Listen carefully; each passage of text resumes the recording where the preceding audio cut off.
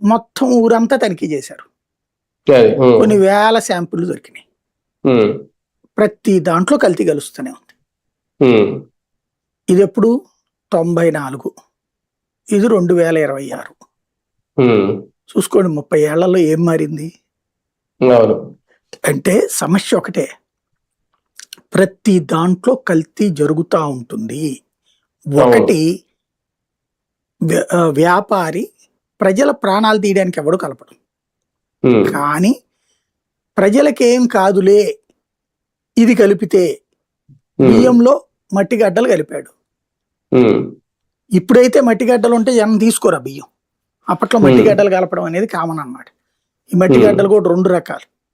ఒకటేమో నల్లటి అయితే పసిగట్టేసేవాళ్ళు మొదట్లో, అందుకని ఆ బియ్యం వద్దంటుండేవాళ్ళు. అందుకని తెల్లగడ్డలు ఉండి అవి మనం అన్నంలో కలిపేసుకుంటాం కూడా, అంటే అది ఉడికేస్తాం కూడా.